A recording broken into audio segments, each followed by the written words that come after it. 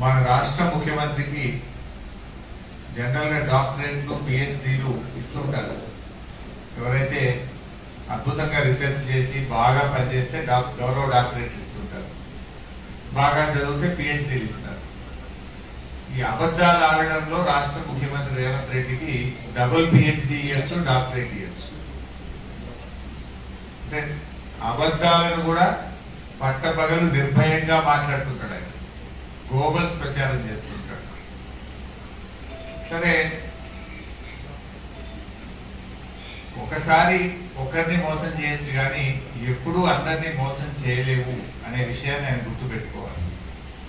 కర్ణాటకలో 5 గ్యారెంటీలని, తెలంగాణలో 6 గ్యారెంటీలని ప్రజలను మభ్యపెట్టారు. 100 రోజుల్లో అమలు చేస్తామని బాండ్ పేపర్ల మీద ఇచ్చి ప్రజల్ని మోసం చేశారు. అదే మోసాన్ని మహారాష్ట్రలో చేయాలనుకున్నారు. మహారాష్ట్రకు పోయి అక్కడ కూడా 5 గ్యారెంటీలు అని చెప్పారు.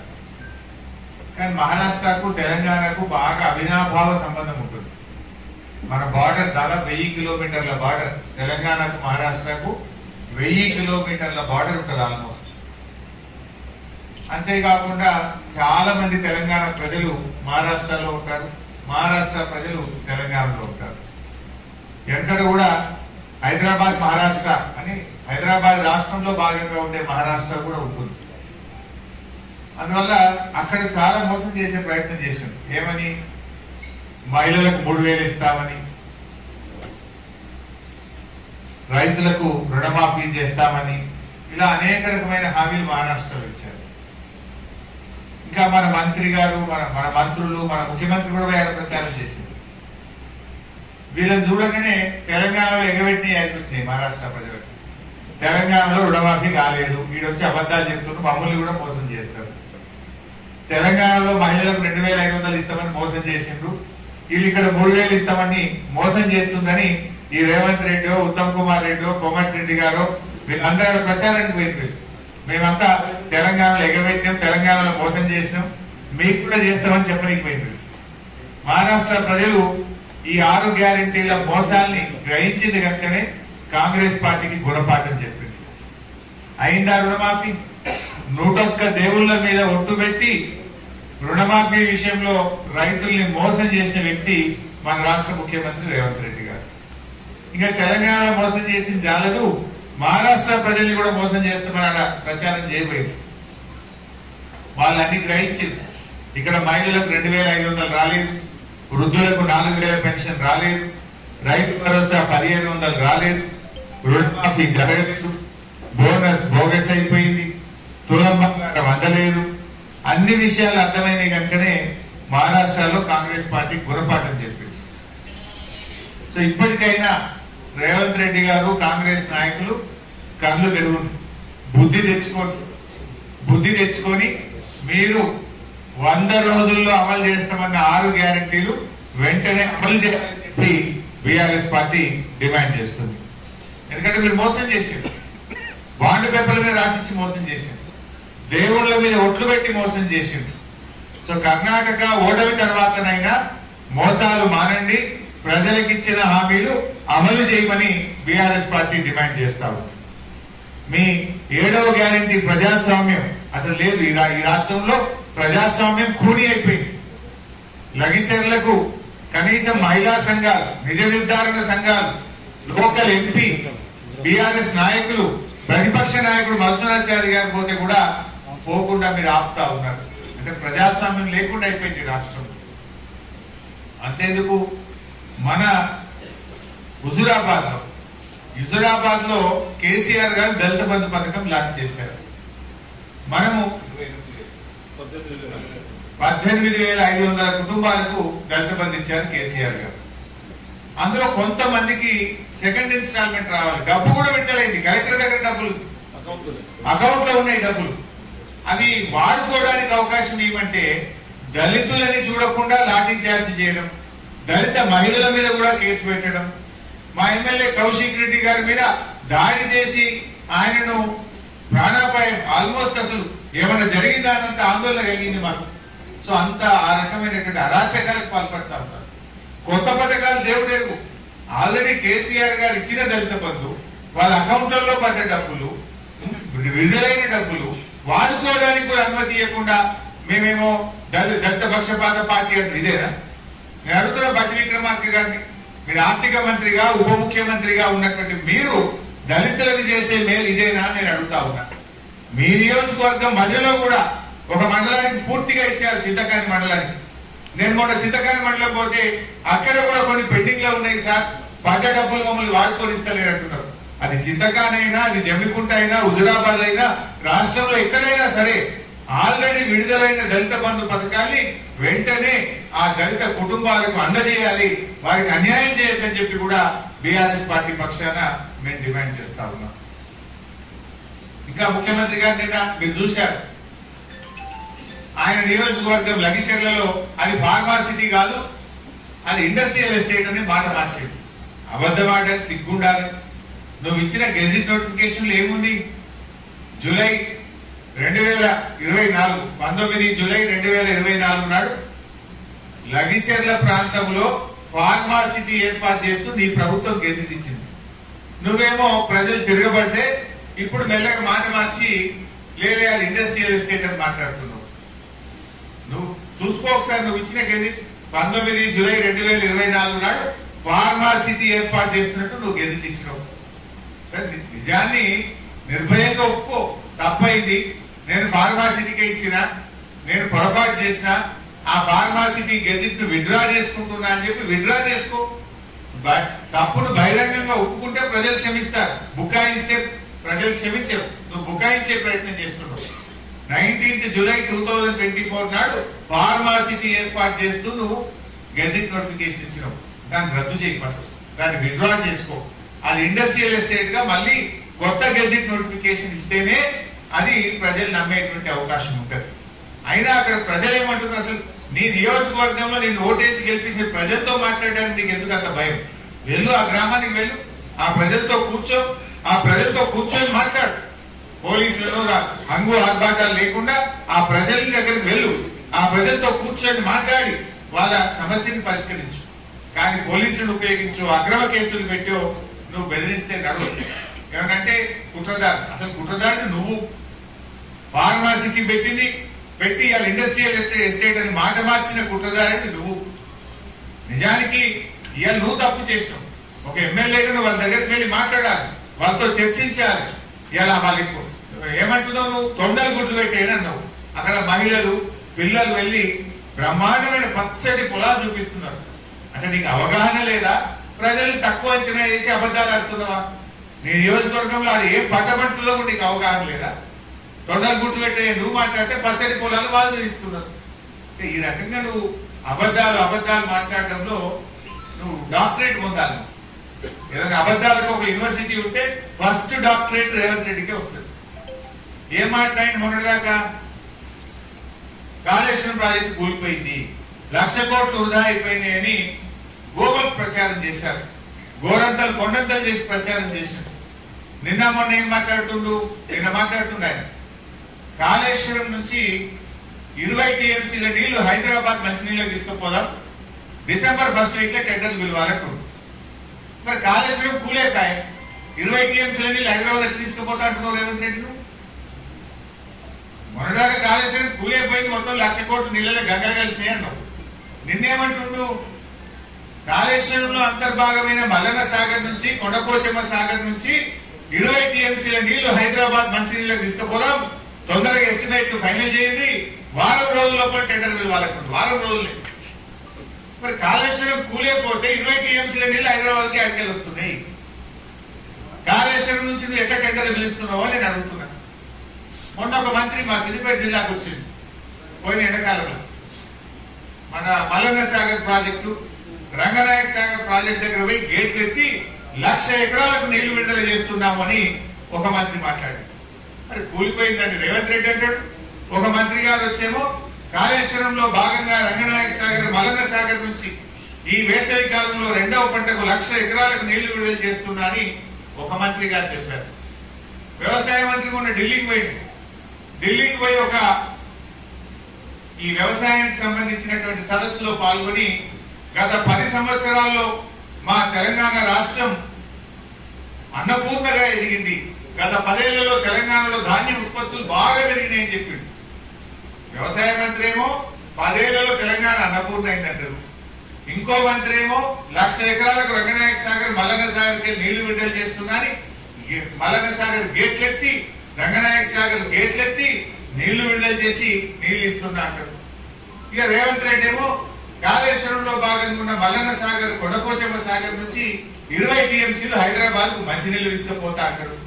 ఇదే రేవంత్ రెడ్డి ఇంకేమంటుండు, మూసి పారిశుద్ధ్యాన్ని పారదోలడం కోసం కాళేశ్వరం ప్రాజెక్టు నుంచి 5 టీఎంసీల నీళ్లు తీసుకుపోయి మూసీ నదిని మొత్తం కూడా శుభ్రం చేస్తాం, గోదావరి జలాలను తీసుకుపోయి మూసీలో ఇడిస్తా అంటాడు.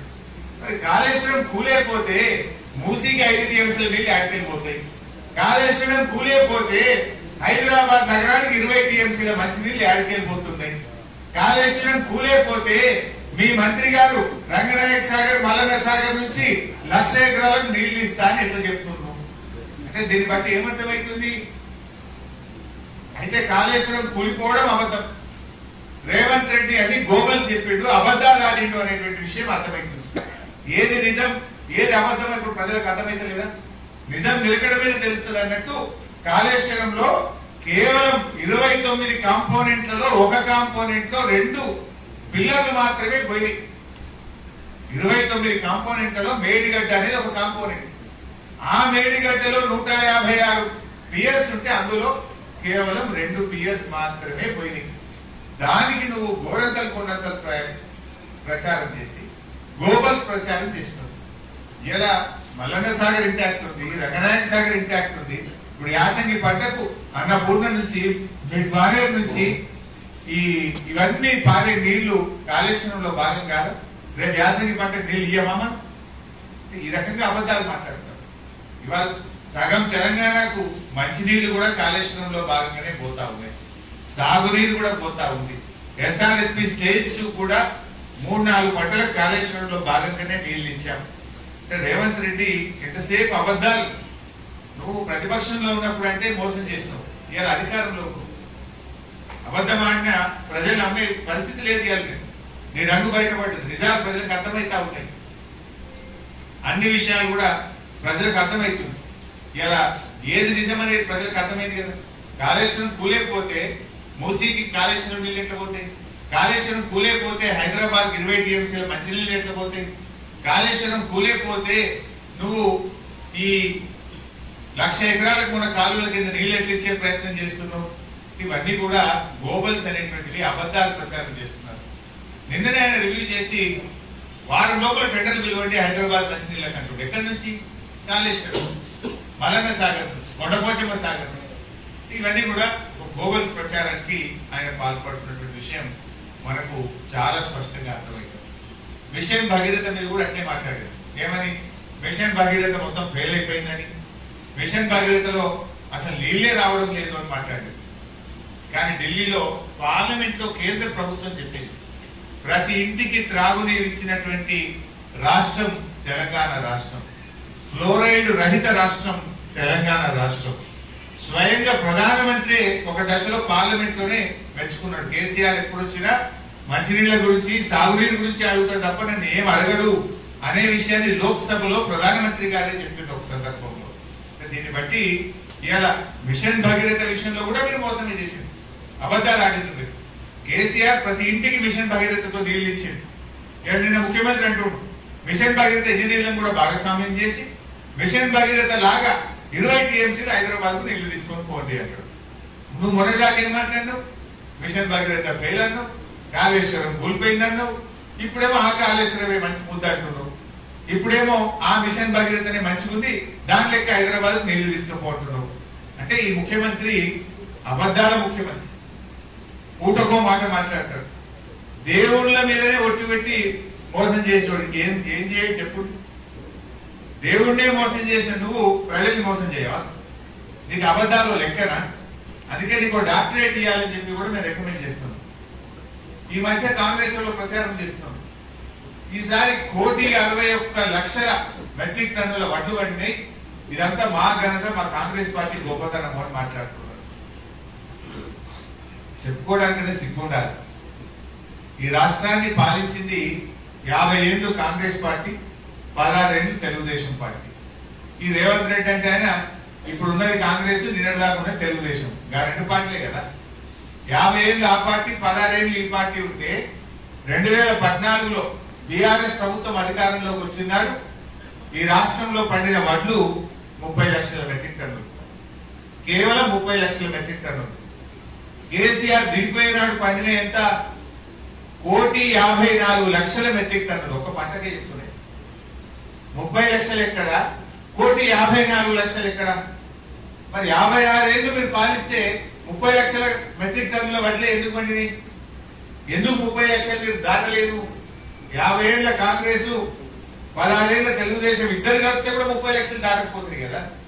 మరి 10 ఏళ్లలోనే కేసీఆర్ గారు 1,56,00,000 మెట్రిక్ టన్నుల ధాన్యం పండించిందంటే అది కేసీఆర్ గొప్పతనమా, కాంగ్రెస్ గొప్పతనమా? కేసీఆర్ గారు మిషన్ కాకతీయ కింద చెరువులు బాగా చేస్తే భూగర్భ జలాలు పెరిగినాయి. ప్రాజెక్టు కాలువలతోని చెరువులకు అనుసంధానం చేసింది. పెద్ద ఎత్తున చెక్ డ్యాములు నిర్మాణం చేసింది. పెండింగ్ ప్రాజెక్టులు పూర్తి చేసింది. కొత్త ప్రాజెక్టులు పూర్తి చేసింది. కృష్ణా గోదావరి నదీ జలాలను తెలంగాణ భూభాగానికి మళ్లించారు. నీటి తీరువా రద్దు చేశారు. రైతు బంధు కింద ఎకరానికి 10,000 ఇచ్చారు. 1,00,000 కోట్ల రూపాయలతో విద్యుత్ పంపిణీ వ్యవస్థను బలోపేతం చేసి 24 గంటల మోటార్లు కాలని, ట్రాన్స్ఫార్మర్లు కాలని నాణ్యమైన కరెంట్ ఇచ్చారు. ఇవన్నీ కేసీఆర్ గారు చేయడం వల్ల 1,56,00,000 మెట్రిక్ టన్నుల పంట పండింది. మీరు చేసింది ఎవరితో చెప్పండి? కరెంట్ ఇచ్చింది కేసీఆర్. మిషన్ కాకతీయలో చెరువులు బాగా చేసింది కేసీఆర్. దేశంలో నగదు బదిలీ పథకం రైతులకు ప్రారంభించింది ఇదే జమ్మికుంటలో కేసీఆర్ గారు, ఇదే హుజురాబాద్ కాన్స్టిట్యూన్సీలో ప్రారంభించారు. రైతులకు ఇలా మేం చేసినాం. ఆనాడు మీరు ప్రాజెక్టుల కింద చెరువులకు తూములు పెట్టడానికే మీరు అలో చేయలేదు. ఉమ్మడి ఆంధ్రప్రదేశ్ లో అప్పటి కాంగ్రెస్ అయినా అప్పటి తెలుగుదేశం అయినా అన్ని కాలువలకు తూములు పెట్టి చెరువులను ప్రాజెక్టుల కింద నింపిన ఘనత కేసీఆర్ గారిది. మీరు చేసింది ఏమన్నా చేసిండ్రు. మీరు కూడా ఏం చేసిండ్రు అంటే 101 దేవుళ్ళ మీద ఒట్టు పెట్టి రుణమాఫీని ఎక్కొట్టిండ్రు. కరోనా ఉన్న కేసీఆర్ గారు రైతు బంధు ఇస్తే ఆ రైతు బంధు పథకాన్ని ఎక్కొట్టారు. ఇంతకు మించి మీరు చేసింది ఏముంది రైతులకు? ఒక్క మంచి పని చెప్పండి మీరు రైతులకు. వరంగల్లో 9 హామీలు ఇచ్చారు రైతు డిక్లరేషన్ పెట్టి. 9 హామీల్లో ఒక్కటి అమలైందా అని నేను అడుగుతా ఉన్నా. రైతు కూలీలకు 12,000 అన్నది ఇచ్చిండ్రా? కౌలు రైతులకు 15,000 అన్నది ఇచ్చిండ్రా? రైతు భరోసా 15,000 అన్నది ఇచ్చిండ్రా? 10 రకాల పంటలకు బోనస్ అన్నారు ఇచ్చారా?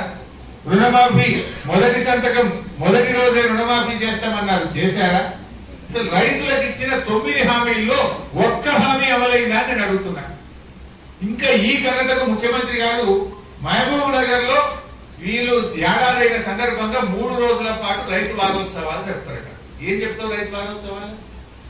మీకు అన్ని ఎగబెట్టినాం, మోసం చేసినాం, దేవుడి మీద ఒట్టు పెట్టి మిమ్మల్ని ఆగం పట్టించినాం అని రైతు వారోత్సవాలు జరుపుతావా? 3 రోజుల పాటు రైతు వారోత్సవాలు జరుపుతారట వీళ్ళు మహబూబ్ నగర్ లో.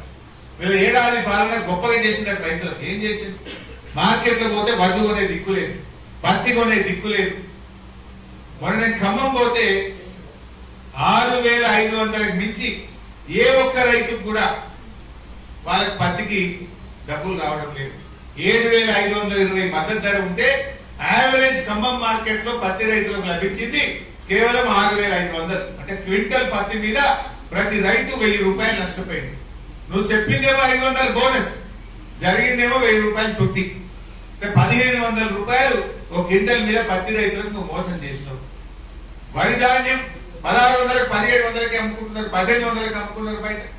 సన్నాలకు బోనస్ అన్నావు. సన్నాలన్నీ కూడా ఎక్కడ కూడా బోనస్ వస్తున్న పరిస్థితి లేదు. నువ్వు చెప్పింది 46 లక్షల మెట్రిక్ టన్నుల సన్నాలు కొట్టమన్నావు. 46 కాదు కదా, 4 లక్షలు దాటలేకపోయి. అంత కలిపితే 15 లక్షలు కూడా దాటట్లేదు. అంటే అన్ని విషయాల్లో రైతుల్ని మోసం చేసింది. అందుకే ఇలా మహారాష్ట్రలో కూడా ఇలా మోసాలను గమనించింది. వీళ్ళ రైతు భరోసా బోగస్ అయిపోయింది, మహిళలకు 3,000 బోగస్ అయిపోయింది, రుణమాఫీ కాలేదు, పింఛన్ 4,000 రాలేదు. కనుకనే ఈ రోజు మహారాష్ట్రలో మీకు ఘోరమైనటువంటి ఓటమి. ఎక్కడెక్కడైతే రేవంత్ రెడ్డి ప్రచారం చేసిండ్రో, ఎక్కడెక్కడైతే తెలంగాణ కాంగ్రెస్ మంత్రులు ప్రచారం చేసిండ్రో, ఆడ మొత్తం కాంగ్రెస్ పార్టీ తుడిచిపెట్టుకుపోయింది. సభ 2-3 నెలల ముందు మంచుకుంటే వీళ్ళు పోకముందు కాంగ్రెస్ గెలుతుందన్నట్టు అందరు. ఎప్పుడైతే వీళ్ళు పోయినో వీళ్ళ మొక్కలు యాది తెచ్చినాయి. వీళ్ళు తెలంగాణలో అనేక పెట్టింది. ఒక 3 నెలల కింద కాంగ్రెస్ మంచిగా గెలుతుంది అన్నట్టు అందరు ఆ కూటమి ఇండియా కూటమా ఇలా కూటమి. ఈ కూటమి మంచిగా ఉంది, గెలుతుండొచ్చు, బాగా తగ్గపడుతుంది అన్నారు. ఈ రేవంత్ రెడ్డి కాంగ్రెస్ మంత్రులు ప్రచారానికి పోయినప్పటి నుంచి అది కింది పడ్డది. లేదు లేదు కదా అందులో బార్డర్ ఏది తెలంగాణ బార్డర్ లెవెల్ ఎక్కువ తిరిగింది. విదర్భ మరట్వాడ ఆడ మొత్తం కుదిసి పెట్టిపోయింది. వీళ్ళు ఏడైనా తిరిగిండ్రో ఆడనే ఖతమైపోయింది. అంటే బిడ్డని తెలంగాణలో మోసం చేసింది చాలని ఇంకా మమ్మల్ని మోసం చేస్తే వచ్చింది. కానీ ఆ ప్రజలు తెలివికి వచ్చిండ్రు, మంచిగా బుద్ధి చెప్పింది. నేను చెప్పదలుచుకుంది ఏంటంటే ఫైనల్ గా మహారాష్ట్ర ఓటమితోనైనా కన్ను తెరుగుంది. ఇంకా మోసాలు, ఈ పిచ్చి పిచ్చి మాటలు, ఢిల్లీకి మూటలు కట్టుడు, ఈ పిచ్చి మాటలు మాట్లాడు బంద్ చేసి ప్రజలకు హామీ ఇచ్చిన 6 గ్యారంటీలు వెంటనే అమలు చేయండి. 100 రోజులు కాదు 350 రోజులు దాటింది. ఇప్పటికైనా ఇక మాయ మాటలు, బోగస్ మాటలు బంద్ పెట్టుండి 6 గ్యారంటీలు వెంటనే అవ్వాతాతలకు 4000 పింఛన్ పాత బకాయిలతో ఇయ్యాలి. చంద్రబాబు నాయుడు ఇయ్యలేదు. రాగానే పాత 3 నెలలు కలిపి మంచిగా 12,000 ఇచ్చింది ఒకటేసారి. నువ్వుడి ఇప్పుడు నువ్వుడి 4,000 కాడికి 11 నెలలు దాటి 12 నెలలు వచ్చింది. అంటే ఒక్కొక్క మహిళకి 24,000 రూపాయలు మన వృద్ధులకు బాకీ పట్టు, మహిళలకు 26,000 బాకీ పట్టు. అవన్నీ కూడా మహాలక్ష్మి గాని వృద్ధులది గాని ఇవన్నీ కూడా బకాయిలతో సహా చెల్లించాలని చెప్పి మేము కాంగ్రెస్ పార్టీని డిమాండ్ చేస్తున్నాం. ఈ మొన్న జరిగిన అక్రమ అరెస్టులు గాని అక్రమ కేసులను తీవ్రంగా ఖండిస్తా ఉన్నాం. తక్షణమే భట్టి విక్రమార్క గారు చొరవ చూపి దళిత బంధు డబ్బులు ఏవైతే అకౌంట్ ఫ్రీజ్ చేసిందో వాటిని ఓపెన్ చేసి ఆయా దళిత కుటుంబాలు బాగుపడే విధంగా చర్య తీసుకోవాలని చెప్పి బీఆర్ఎస్ పార్టీ డిమాండ్ చేస్తుంది. 9వ తారీఖు నుంచి అసెంబ్లీ ఉందంటున్నారు. తప్పకుండా మొన్న జరిగిన సంఘటన మీద రాష్ట్ర వ్యాప్తంగా దళిత కుటుంబాలకు రావాల్సినటువంటి ఆ డబ్బుల మీద బీఆర్ఎస్ పార్టీ ఆ దళితుల పక్షాన అసెంబ్లీలో కూడా పోరాడుతుంది. Thank you.